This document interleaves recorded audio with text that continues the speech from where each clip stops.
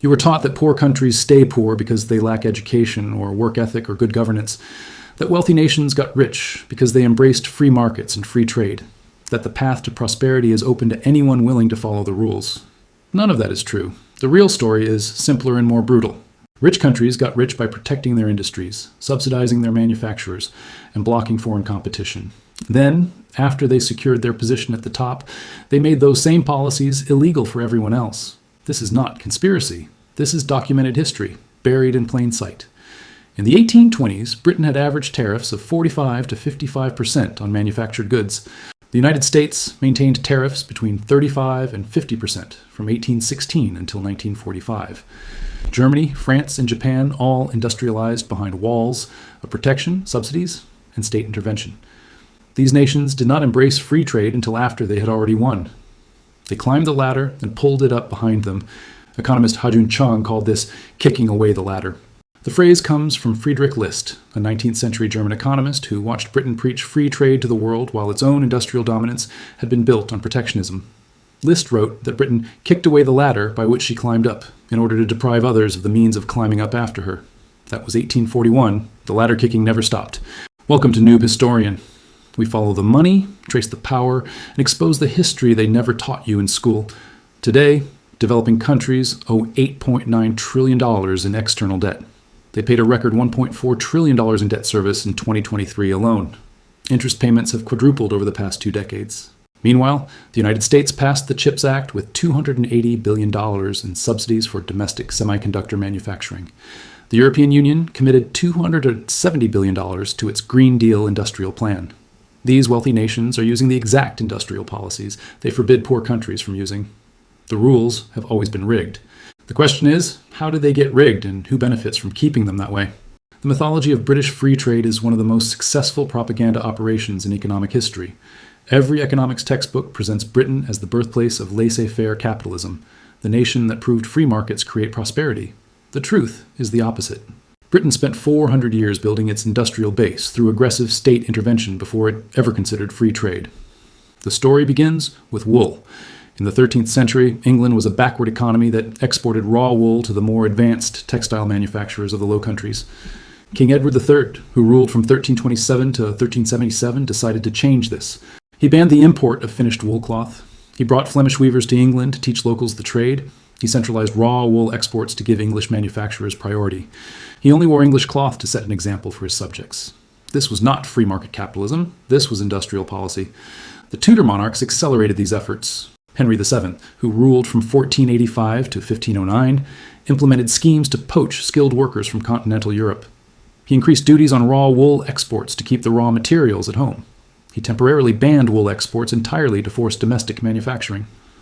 Daniel Defoe, who wrote Robinson Crusoe, also wrote a lesser-known book called A Plan of the English Commerce in 1728.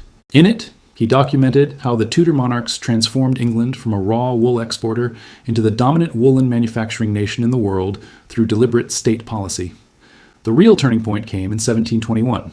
Robert Walpole, Britain's first prime minister, introduced a comprehensive reform package that would be instantly recognizable to any East Asian development economist today. Import duties on raw materials used in manufacturing were lowered or eliminated. Export duties on finished manufactured goods were abolished. Tariffs on imported foreign manufactured goods were raised. Export subsidies were extended to silk products and gunpowder.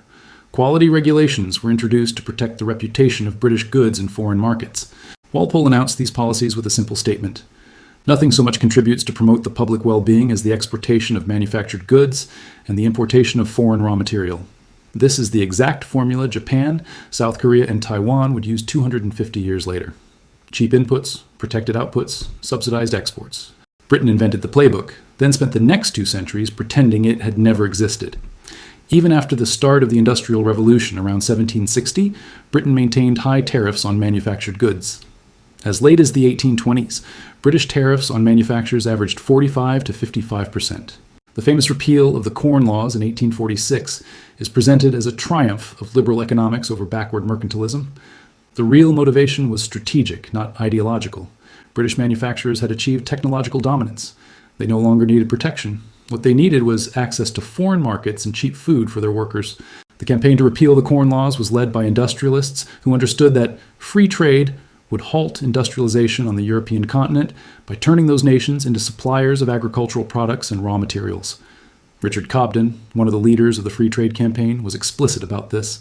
He wrote that the British factory system most certainly could not have flourished in America, Germany, France, Belgium, and Switzerland without the advantages Britain's protectionist policies had given to foreign competitors. By opening trade, after Britain had already won, British manufacturers could crush foreign competition before it matured. The era of British free trade lasted approximately 70 years, from 1860 to 1932. When Britain's manufacturing supremacy finally collapsed, it abandoned free trade overnight and brought back tariffs. The free trade interlude was the exception, not the rule. Protection was the foundation. The United States is the most protectionist major economy in modern history. This fact has been systematically erased from American political memory. Paul Bayrock, the eminent economic historian, called America the mother country and bastion of modern protectionism. From 1816 until 1945, the United States maintained average tariff rates on manufactured goods between 35 and 50%. These were not emergency measures or temporary expedients. This was consistent policy across 12 decades and 2 world wars. The intellectual father of American protectionism was Alexander Hamilton, the first Secretary of the Treasury.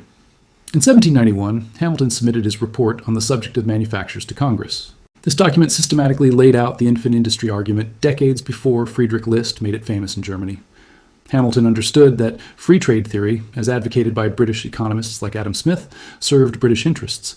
If the United States accepted free trade, it would remain a supplier of raw cotton, timber, and grain to British factories forever. American manufacturers could not compete with established British industry without protection. Hamilton proposed a comprehensive system of import duties on finished goods, subsidies for domestic manufacturers, and low duties on imported raw materials. His insight was that nations do not compete on a level playing field. Established industries have advantages in capital, technology, skilled labor, and market access. New industries need time and support to achieve competitive scale. The debate over tariffs defined American politics for the next century. The North wanted protection for its growing manufacturing sector.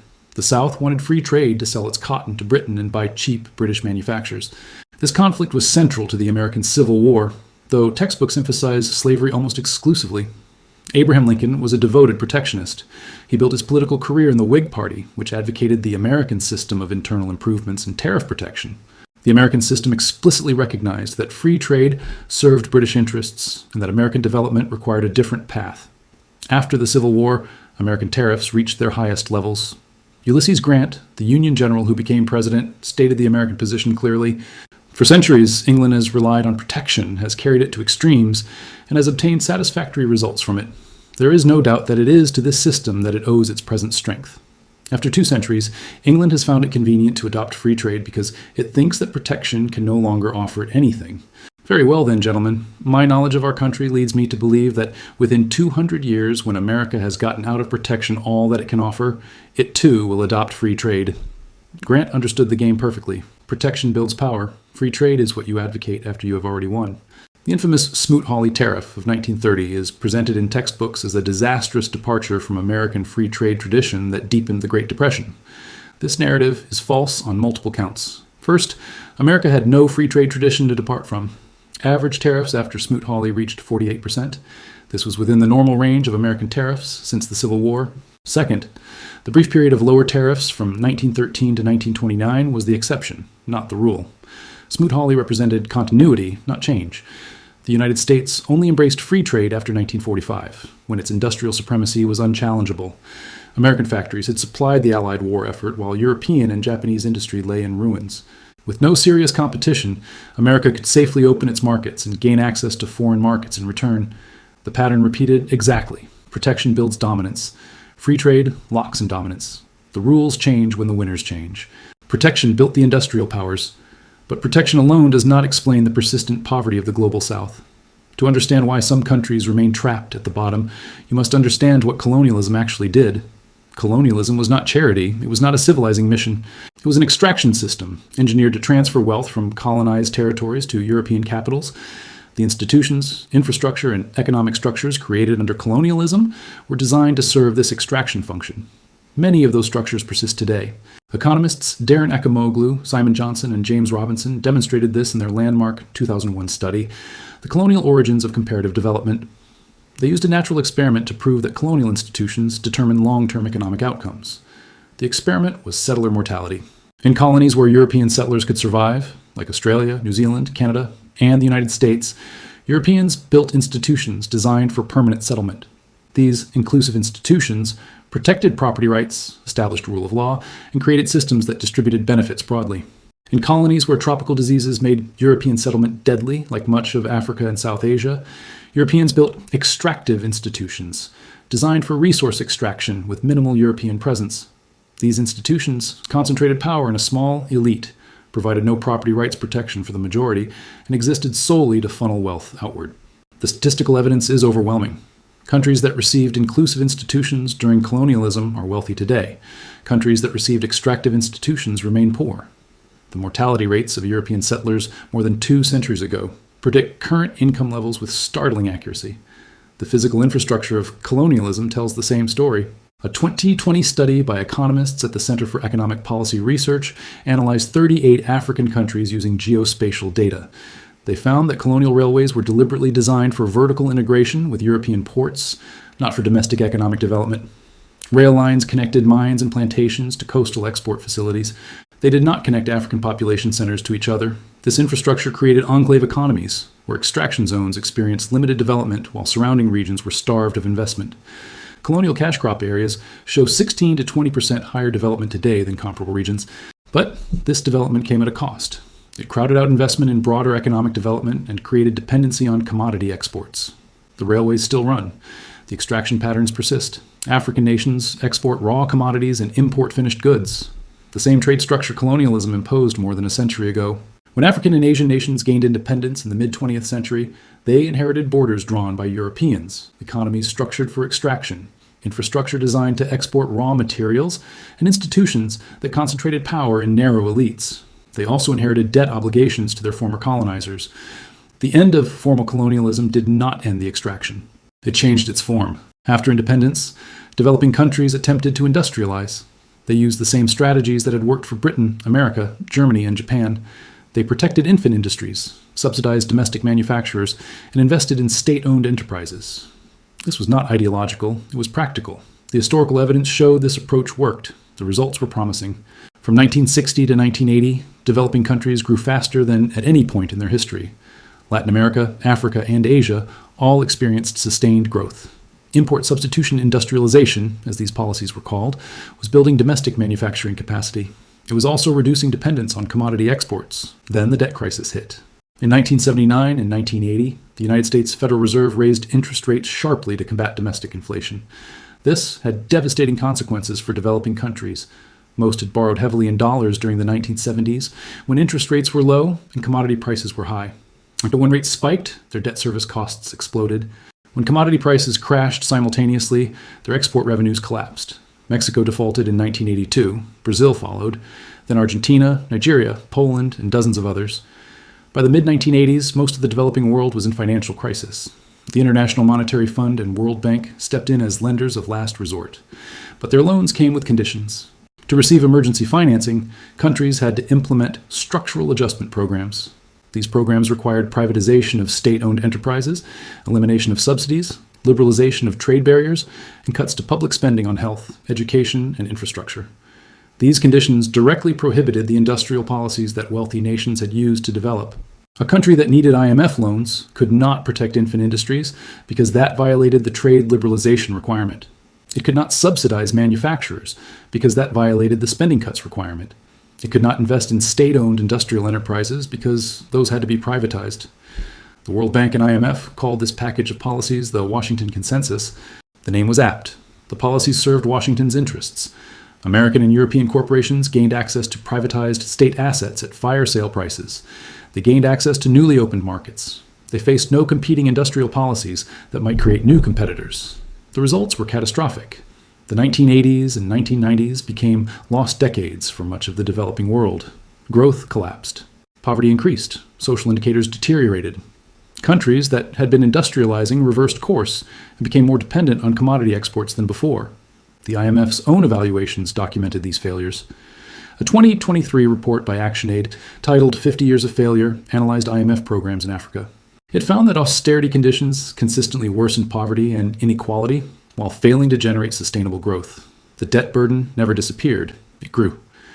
According to the World Bank's 2024 International Debt Report, the external debt of low and middle-income countries reached $8.8 trillion in 2023. For the 78 poorest countries eligible for World Bank assistance, external debt hit $1.1 trillion, an 18% increase since 2020. Developing countries paid a record $1.4 trillion in debt service in 2023. Interest payments reached $46 billion, a 20-year high. For the poorest countries, interest payments now consume nearly 6% of export earnings on average. For some countries, debt service takes 38% of export earnings.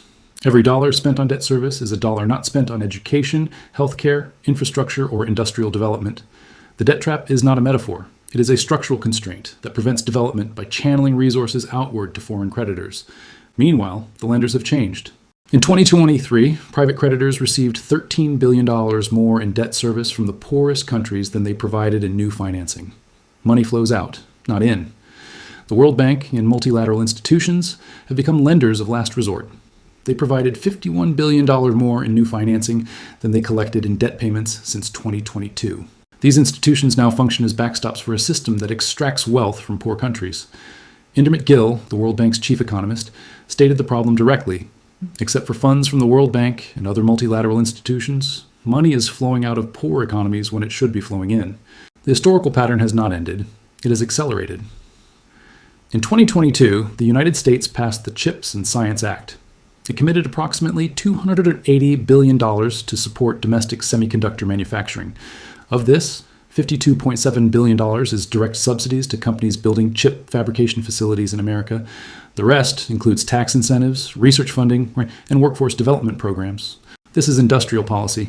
The United States government is using public money to support private companies in strategic industries. It is protecting domestic production through subsidies rather than tariffs. The mechanism has evolved, but the strategy is identical to what Hamilton proposed in 1791. The same year, the United States passed the Inflation Reduction Act. It included over $370 billion in subsidies, tax credits, and incentives for clean energy manufacturing, electric vehicles, and battery production. Companies receive tax credits for building solar panels, wind turbines, and batteries in America.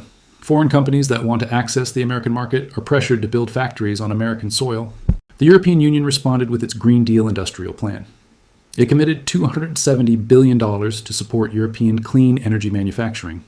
The plan explicitly aims to prevent European industry from being outcompeted by subsidized American and Chinese production. It loosens state aid rules, so European governments can provide direct subsidies to strategic industries. These programs total over $900 billion in direct state support for domestic manufacturing in wealthy nations. They use the exact strategies the Washington Consensus prohibited for developing countries: subsidies, trade preferences, domestic content requirements, and direct government investment in industry. The hypocrisy is structural, not accidental. When developing countries protected their markets and subsidized their industries in the 1960s and 1970s, the IMF and World Bank called it inefficient distortion that had to stop. When America and Europe do the same thing today, they call it strategic investment in critical industries. China understood this game. Beginning in the 1980s, China pursued state-directed industrial development that violated every principle of the Washington Consensus. It protected domestic markets, subsidized state-owned enterprises, directed bank lending to strategic sectors, and demanded technology transfer from foreign companies seeking market access. Western economists and institutions criticized these policies for decades. The IMF warned they would lead to inefficiency and crisis. Free market advocates predicted collapse. Instead, China experienced the fastest sustained economic growth in human history. It lifted 800 million people out of poverty. It became the world's largest manufacturing economy and the second largest economy overall.